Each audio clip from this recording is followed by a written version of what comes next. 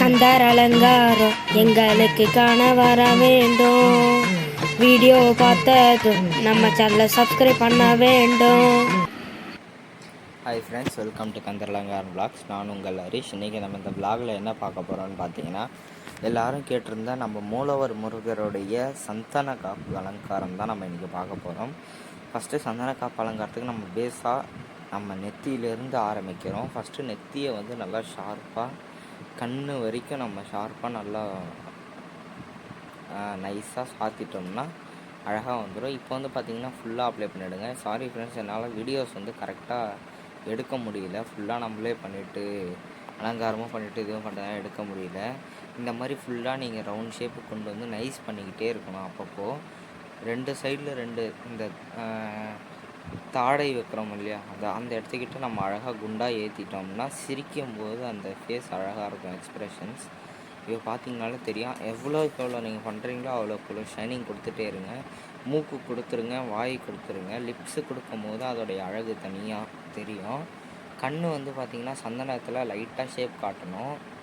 நல்லா காமிச்சதுக்கப்புறமா இப்போ நம்ம வந்து மேலே நம்ம வந்து நூல் ஒட்டணும். புருவத்துக்கு பெயிண்ட் யூஸ் பண்ணுறத விட நம்ம நூல் ஒட்டினா பார்க்கவும் அழகாக இருக்கும், ஒர்க்கும் ஃபினிஷிங்காக இருக்கும்.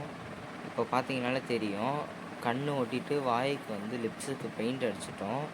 சிரிப்பு வந்து நம்ம கொஞ்சம் ஆல்ட்ரேஷன் பண்ணணும். அதை பார்த்தீங்கனாலே தெரியும், பண்ணியிருக்கேன். கண் வந்து நம்ம உள்ளார பிளாக் அடிச்சுட்டு மேலே மட்டும் நான் ஒயிட் வைக்கிறேன். ரெண்டு சைடில் பார்த்தீங்கனாலே தெரியும்னு நினைக்கிறேன். இந்த மாதிரி வைக்கும் போது அந்த ஸ்டார்டிங் ஸ்டேஜில் செய்கிறவங்களுக்கு இந்த மாதிரி பண்ணால் கொஞ்சம் ஈஸியாக இருக்கும். இப்போ வந்து பார்த்திங்கன்னா கண் வச்சாச்சு, ஃபேஸும் வச்சாச்சு. இப்போ கீழே நம்ம அவுட்லைனுக்கு க்ரீன் கலர் இந்த கலர் பேப்பரை போட்டுட்டு நெத்தியில் வந்து குங்குமம் இருந்தாலும் வைக்கலாம், பிளாக் பெயிண்ட் இருந்தாலும் அடிக்கலாம், ரெட் இருந்தாலும் யூஸ் பண்ணலாம். இப்போ பார்த்திங்கன்னா நம்மளுடைய அலங்காரம் பூர்த்தி ஆகிடுச்சு. எல்லோரும் இந்த அலங்காரத்தை பார்த்து என்ஜாய் பண்ணுங்கள். அடுத்தடுத்து என்ன அலங்காரம் வேணுன்றதும் கேட்டிங்கன்னா அதுக்கு இந்த மாதிரி நான் எடிட் பண்ணி உங்களுக்கு போடுறேன். அடுத்தடுத்த வீடியோஸ் இப்போ ரெகுலராக வந்துக்கிட்டே இருக்குது.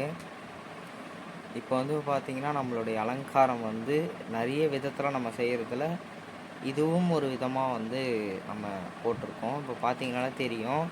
நெக்ஸ்ட் வீடியோ என்ன வேணுன்றதை கமெண்ட் பண்ணுங்கள். ஓகே ஃப்ரெண்ட்ஸ், இந்த வீடியோ உங்களுக்கு பிடிச்சிருந்தால் லைக் பண்ணுங்கள், ஷேர் பண்ணுங்கள், கமெண்ட் பண்ணுங்கள். மறக்காமல் நம்ம யூடியூப் சேனலை சப்ஸ்கிரைப் பண்ணுங்கள். இனிமேல் நமக்கு ரெகுலராக வீடியோஸ் வரும். நிறைய பேர் பர்சனலாகவும் சேட் பண்ணி ரெண்டு டவுட்ஸ்லாம் கேட்குறீங்க. நானும் கிளியர் பண்ணிகிட்ருக்கேன்.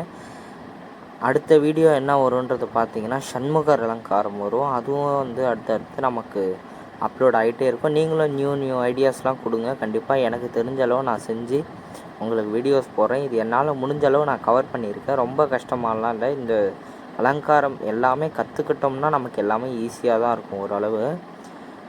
ஓகே ஃப்ரெண்ட்ஸ், நன்றி, வணக்கம்.